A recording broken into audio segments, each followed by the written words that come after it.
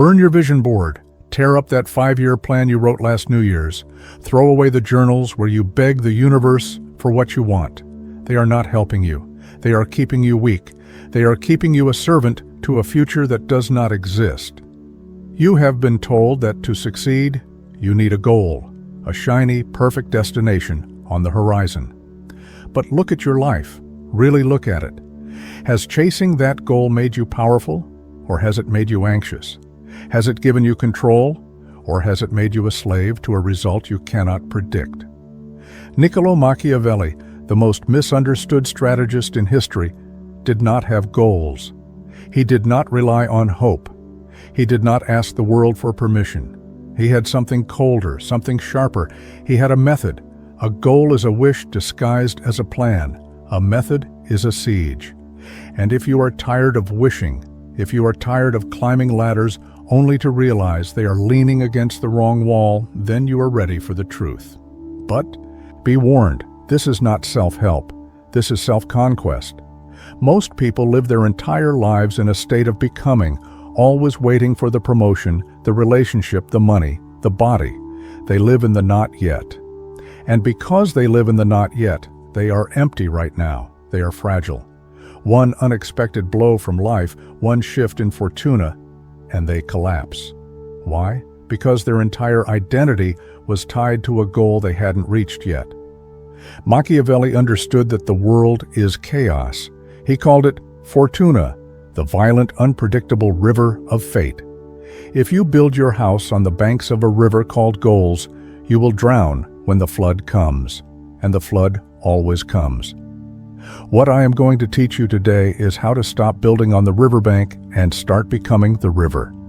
I am going to show you how to replace the fragile concept of goals with the unbreakable Machiavellian concept of positioning.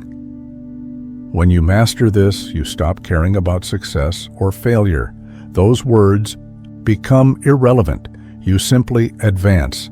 You become inevitable. You become a force that cannot be stopped because you are no longer aiming at a single point. You are expanding in all directions.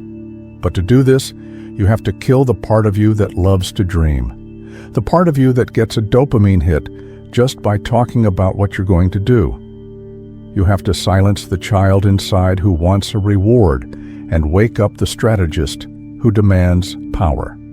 The method is simple, but it is not easy. It requires you to look at your life not as a story, but as a battlefield. And on a battlefield, you don't hope, you maneuver. Let's begin. Why do you set goals? Ask yourself deeply. Why do you write down, I want to make $1 million, or I want to be happy? It is because you are in pain. You are dissatisfied with your present reality. So you create a fantasy future to escape it. The goal is not a map.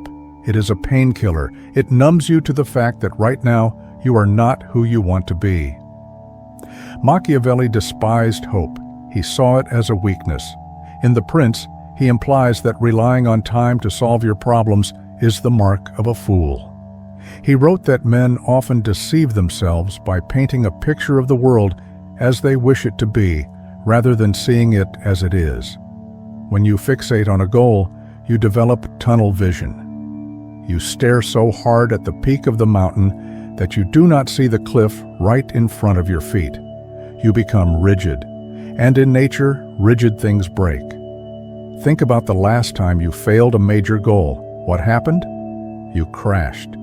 You felt worthless. You felt like a fraud. Why? Because you bet your entire self-worth on an outcome you could not control. You gave your power away to the future. Machiavelli suggests a different path. Virtue. This is not virtue in the moral sense. It is not about being good. It is about being effective. It is about skill, power, adaptability, and ruthless competence. A Machiavellian does not say, I want to be rich. That is a passive desire. A Machiavellian says, I will acquire the skills of persuasion. I will master the flow of capital. And I will position myself where money has to flow through me. Do you see the difference? The first is a wish. The second is a structural change to your reality. The goal setter relies on luck. I hope this works. The strategist relies on necessity. When you delete your goals, you are not giving up.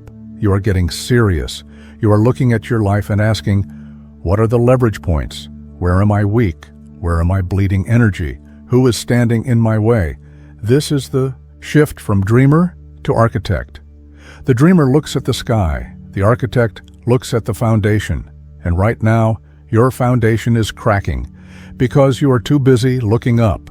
Stop looking at the horizon. Look at your feet. Look at your hands. What can you control right now? What system can you build today that makes the result inevitable? Machiavelli teaches us that the outcome is often out of our hands. Fortuna spins her wheel. But the preparation, the strategy, that is yours. And if your strategy is perfect, even a bad outcome cannot destroy you. You simply pivot, you adapt, you continue. This is the first step to becoming untouchable. You must fall out of love with the destination and fall in love with the siege. We live in a loud era. Everyone broadcasts their moves. I'm starting a business. I'm going to the gym. I'm working on a new project. You post it on social media. You tell your friends. You seek validation before you have even taken the first step. Machiavelli would call this suicide. He famously used the metaphor of the lion and the fox. The lion is strong. It frightens the wolves, but the lion falls into traps. The fox is weak, but the fox sees the traps. To be powerful, you must be both. But when it comes to your ambitions, you must be the fox. When you announce your goal, two things happen. First, your brain releases dopamine. It gives you the chemical satisfaction of achieving the goal without you actually doing the work. You feel good. You feel accomplished. And because you feel accomplished, you lose the hunger to actually do it. You tricked your own brain into complacency. Second, you create resistance. The moment you tell the world what you want, you create enemies. People who are jealous. People who doubt you. People who subconsciously want you to fail so they don't feel bad about their own stagnation. You give them a target. Machiavelli advised that a prince should never reveal his true intentions until the knife is already moving. One must be a great feigner and dissembler, he wrote. Delete your goals from your bio. Delete them from your conversations. Move in silence. This is not just about secrecy. It is about energy conservation. Talking leaks power. Doing generates power. Imagine you are building a bomb. Do you talk about the bomb? Do you show everyone the schematics? No. You build it in the dark. You wire it with precision. And the only time the world knows about it is when it explodes. Be the bomb. Instead of a goal, have a secret agenda. A goal is external. I want to get promoted. A secret agenda is internal. I am going to make myself indispensable to the decision makers, gather leverage, and force their hand when the timing is right. Do you feel the difference in weight? The goal is pleading. The agenda is plotting. When you operate with a secret agenda, you walk differently. You sit in meetings, and you are not anxious about being seen. You are observing. You are calculating. You know something they don't. You are playing a game they don't even know has started. This creates a magnetic aura. People can sense when someone is holding back power. It makes them nervous. It makes them respectful. They don't know why you seem so confident because you haven't told them. And that mystery gives you the upper hand. Stop seeking applause for things you haven't done yet. Starve your ego. Feed your shadow. Let the results be the only noise you make. Here is where most people break. You set a goal. You work hard. You sacrifice. And then life happens. You get sick. The market crashes. Your partner leaves you. The goal becomes impossible. The goal setter collapses. They cry, it's not fair. They fall into depression. They feel like the universe is against them. The Machiavellian laughs. He laughs. Because he knows that fortuna, luck, fate, chaos, is a woman who loves to be mastered. She is wild. She is violent. She does not care about your plans. If you have a rigid goal, chaos is your enemy. If you have a Machiavellian system, chaos is fuel. Machiavelli wrote, I judge that it is better to be impetuous than cautious. For fortune is a woman, and she lets herself be won more by the impetuous than by those who proceed coldly. This means you must be aggressive with reality. When the plan fails, you do not stop. You attack the new problem. Delete the idea of a plan A and a plan B. There is only the objective and the terrain. The objective is power, freedom, control, resources. The terrain is whatever is happening right now. If the terrain changes, you do not complain that the map is wrong. You throw away the map and look at the ground. Let's say you lose your job. The goal setter. My goal of becoming VP is ruined. I am a failure. The strategist. The terrain has shifted. I am now a free agent. My necessity has increased. I will use this urgency to pivot into a higher leverage industry that I was too comfortable to enter before. Do you see it? The event is the same. The reaction is opposite. One is defeated by reality. The other uses reality. This is the concept of anti-fragility. You must position yourself so that you benefit from disorder. Don't build a glass castle. Build a fire. Wind blows out a candle, but it fuels a fire. When you have goals, you are a candle. You are terrified of the wind. When you have a power method, you are the fire. You want the wind. You want the challenge. You want the chaos, because you know it will only make you burn hotter and consume more. Ask yourself right now, if I lost everything tomorrow, would I know what to do? If the answer is no, you are too attached to your current stability. You are soft.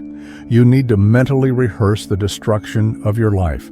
Machiavelli spent years in exile. He was tortured. He was stripped of his titles. Did he give up? No. He sat down in the mud and wrote The Prince. He turned his exile into the most influential political book in human history. He didn't reach his goal of returning to power in Florence in the way he wanted. He did something bigger. He conquered the future. He used his misery as ink. What are you doing with your misery? Are you letting it rot you, or are you using it? We are told to love ourselves, to practice self-care, to be gentle with our shortcomings. And while there is a time for rest, there is no time for weakness. Machiavelli asked a famous question: is it better to be loved or feared? His answer: it is best to be both, but if one must choose, it is safer to be feared than loved. Apply this to yourself. Do you love yourself? Probably. You let yourself sleep in. You let yourself eat the junk food. You let yourself skip the work because you don't feel like it. That is love. And that love is making you mediocre. You need to fear yourself. You need to fear the part of you that is lazy. You need to fear the part of you that settles. You need to fear the version of you that wakes up 5 years from now with nothing to show for it. You must become your own tyrant.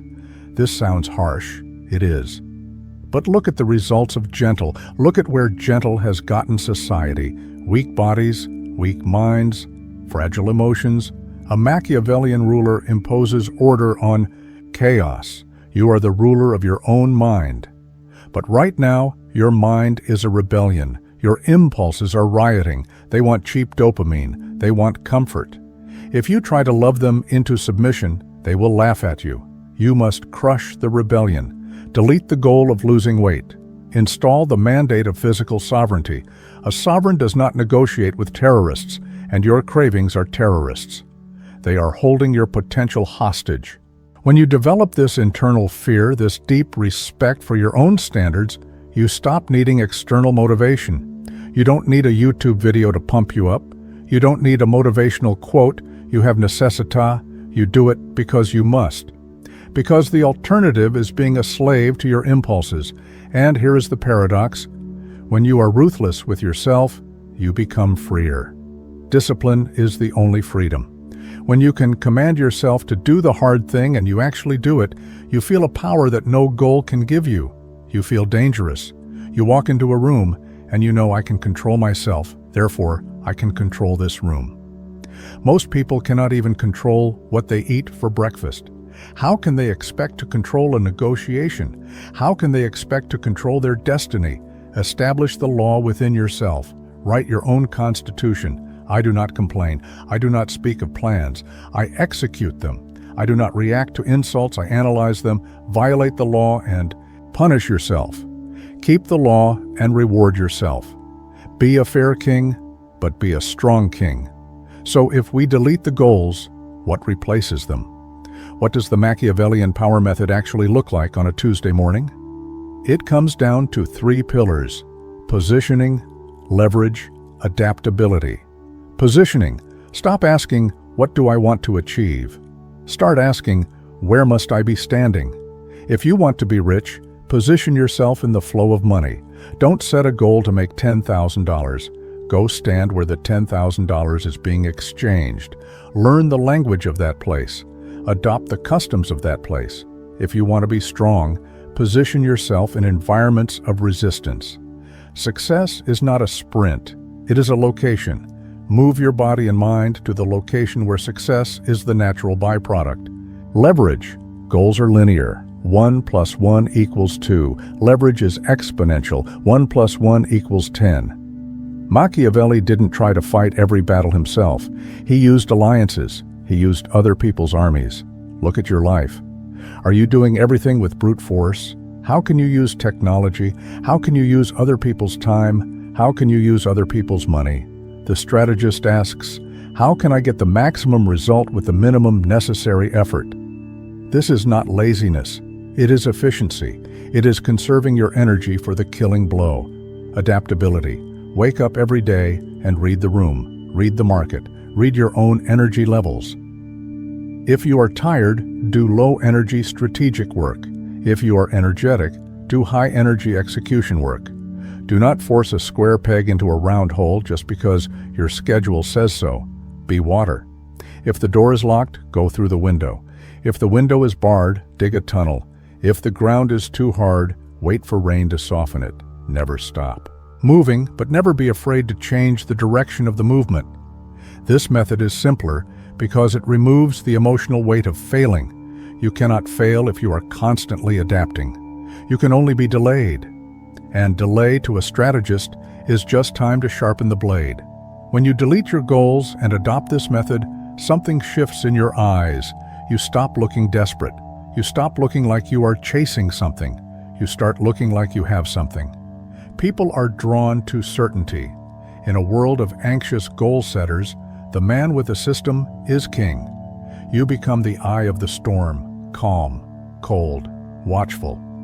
While they are running around screaming about their 5-year plans, you are quietly laying the bricks of an empire that will stand for 50. You stop getting high on the fantasy of the future, and you start getting high on the control of the present. Every action becomes a ritual of power. Every silence becomes a maneuver. Every setback becomes a lesson in geometry, calculating the new angle of attack. This is the Machiavellian way. It is not for everyone. It is dark. It is lonely. It requires you to kill the part of you that wants to be saved. No one is coming to save you. No goal is going to save you. Only you can save you. And you will do it not by wishing, but by commanding.